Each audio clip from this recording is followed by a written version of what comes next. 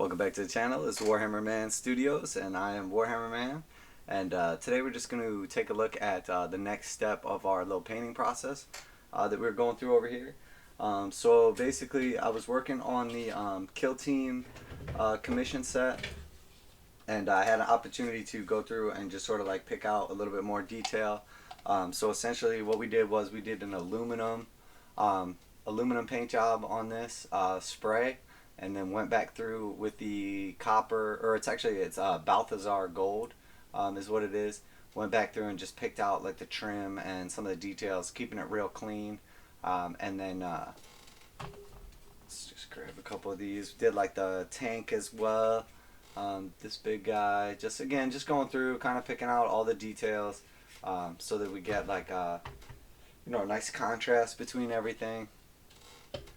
Essentially just keeping it clean, keeping your brush working on the edge, so that you're not like, you're basically just keeping everything simple, so the likelihood of messing up is less likely. There we got just a couple of these little guys too. This is the Kill Team commission set that I was saying I'm working on. So what it is, it's actually three. It's like almost it's almost two sets of the Kill Team starter terrain basically.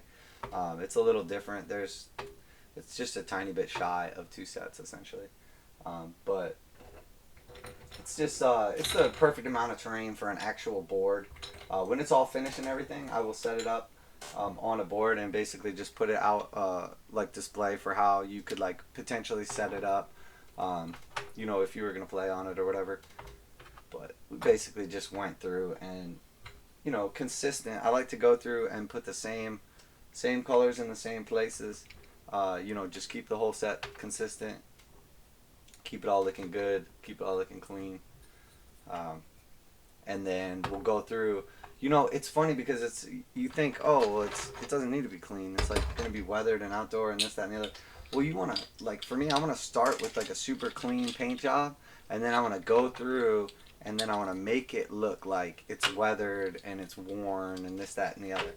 But I don't want it to be sloppy to start with, because if it's already looking sloppy to start with and then you go through and you start like wearing it down and everything, like all you're going to end up with is just going to look terrible when it's finished.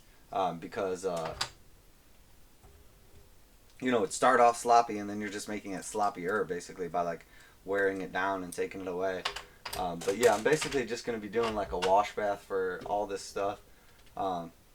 Probably going to do Agress Earthshade on this, because it comes out really well on both colors. Like it goes nicely on the brown.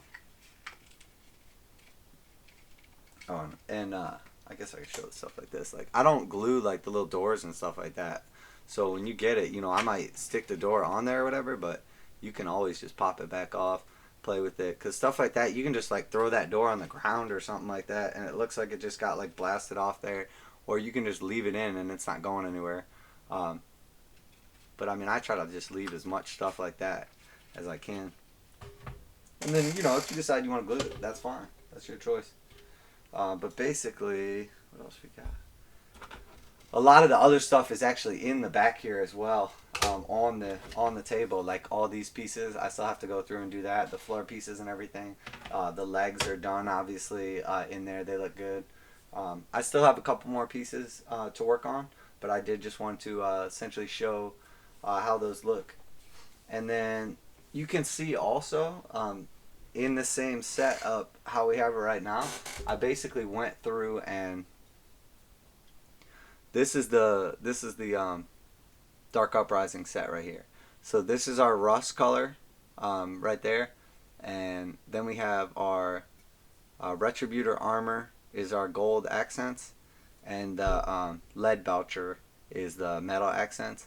And then again, we will go down in there when we're done and give it a little bit more like the washes, and give it a little more color, and then kind of bring it out with some other stuff. But essentially that's our basic look that we're going for the Underhive. As you can see, like pieces like this, you're not going to make out. You can still see like the how we have that blue lighting effect on the bottoms. But on the tops, you're not going to get that. It's more of like the rust color. And the whole setup is like that. but as you can see, kind of looking back into the board, like you can see the rust effect a lot better on some of this stuff than, you know, some of the areas where you don't have as much of like a flat area. But see you can really see like how the rust effect has come out here. And again, this is the Leadbelcher for the trim, and then it's a Retributor armor. I was originally going to use Balthazar gold on this as well, but it doesn't quite have, it has a little bit too much red in it. And I think the Balthazar gold, you know, sort of just goes blah with the rust color, with that like kind of like brown rusty. So I wanted it to have like a little more contrast, so I went with the brighter gold. And then when I wash it, it will, you know, tone it down just a little bit, so it's not as powerful. But I do like how that came out, and I did, again, that was one of those situations where I kind of messed with it, and you know, it was very clear as soon as I did like one piece, I was like, oh yeah, this is much more what I'm looking for. And you can kind of see, like, again with this one, you know, some of the flatter areas have a little bit more of like the color to them, but you can see like down in here and everything, we have like the rust effect we're looking for. And then we want like the joint itself to be cleaned up, like, you know, maybe it's made of a different metal. You know, it's not like that iron kind of like rusty, worn tetanus. And again, you'll see like, you know, the highlighting like zenithal look, and the blue down in the cracks and everything, you know, is really accented in the shadows, but it's not like evident just right off the bat, I don't think, when you sort of just glance at it. And then again, same deal here, just went through and picked out some details. And then the next step on this stuff is going to be, oh, and this is what we're saying about imperfections. When you're painting, if you're going to have like imperfections or whatever, that's fine. Just make sure the little imperfections are on an area that's still going to get painted. So this, what's going to happen with this piece is, we're essentially going to come through, how can I show you this? Yeah, I'm just going to show you what we're going to do with this. So we're going to have the paint sort of look like it's like worn off, and it's just left like remaining. So what you'll do is you'll look at like an old car photo or something like that, and if you do, you'll see that typically what happens is the paint at like the bottom of a piece of surface, like right here, will stay, but it will kind of like wear off from the top. So essentially we're just going to go along, this is just water I'm putting on here, we're just going to go along and just kind of like put some of the paint back where it would stay at. So it'll be like down in the cracks, you know what I mean, kind of like this. And then that'll be like, you know, whatever color we pick for that, and then it'll kind of just take over a little bit, and then that'll give us like the paint kind of like worn off, and then you'll see the rusty part shining through, obviously, which is what the brown is supposed to represent, or like the, whatever you want to call it, that tetanus, that teddy. But you want to have just a couple like random spots, because it's never going to wear perfectly, and if it's around like certain areas, it might look like a little more or less rough. But that's going to be the effect that it will kind of get, like the worn down paint chip off effect, whatever color we choose. But you can see, you know, obviously, again, that's just water, because I'm not ready to go there. But I did just want to kind of show how that's done. Maybe you're ahead of me and you're ready for the next step, and I'm going too slow for you. But yeah, I mean, I think overall the set like integrated really well. I think the Mechanicus stuff like really is like streamlined. How all this stuff can kind of combine together, especially if you start like messing with all the conduits and stuff like that, because it adds so much more like depth to everything. It really does, like makes it like full on like 3D. Of course, if they're magnetized, you can do a lot more with them. Can't really do like a ton without hooking them all together. But you know, another observation that that I made over time after messing with these is there's a ton of different pieces like this. Let me grab a couple of the different ones. So here's like 4 of the different ones, okay? Each one is just a little bit different, and not just the design on them, but if you flip over the backs and you look at them, they have like different ridges on the back. These two I think are the same. Yeah, these two are the same. Wait, maybe all these are the same. I don't know. Some of them, okay, maybe they're all the same, but they seem to like all fit differently. So if you take one of these pieces, you can essentially like pop this in here, if you use the right one, it like stays.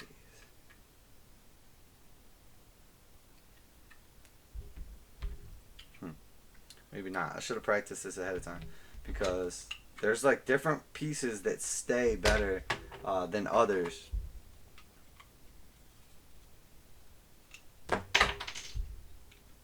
Gone forever. Just kidding. Yeah, I don't know. Some of these pieces like will fit in on the ends and others won't. So like for instance, there's 2 pieces on there now, one on each end, okay? But like if you go to put one on here, they don't stay on there like the same way. It just like wants to fall right off. But then if you take this piece and set it up with this one, it will actually like go in.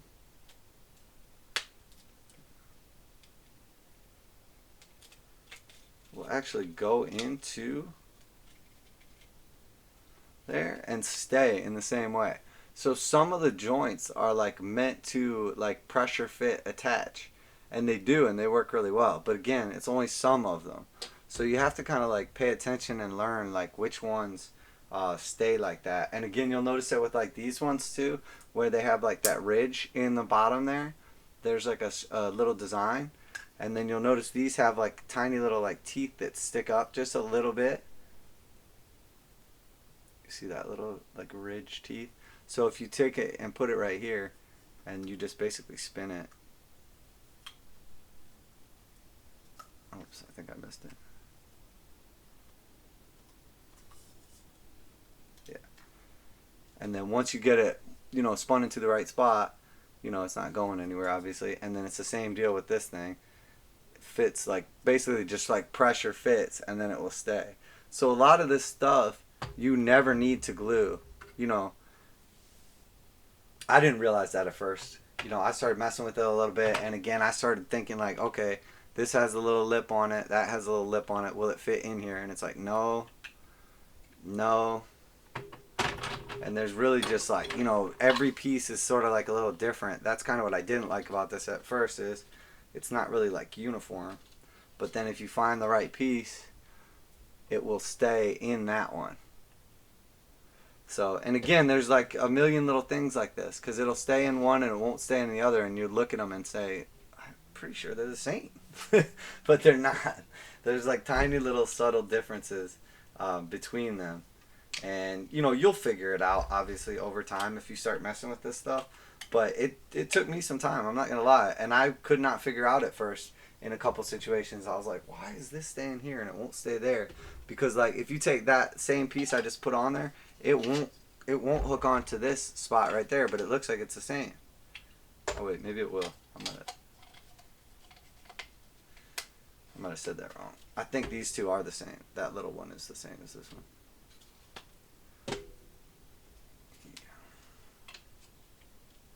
No, it's not. See, it won't stay in there. It falls right out. But it will stay in this one. So, I mean, I'm not sure what measurements they did with this stuff, and I know it is a little bit older, but some of the stuff is just definitely more compatible than others. That's, I guess, like the only point I'm trying to make here. And you really do just have to kind of mess around with it, because I thought I knew where everything fit and didn't, and obviously you see there, I do not. So, but again, you can basically just stick these right on here, and they will stay, but the one that you try to stick on here won't stay. But this piece will stick into one of these, so you can potentially like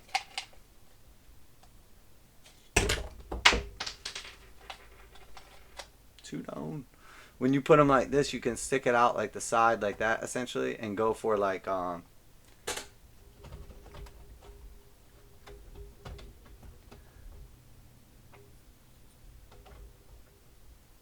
for something like this.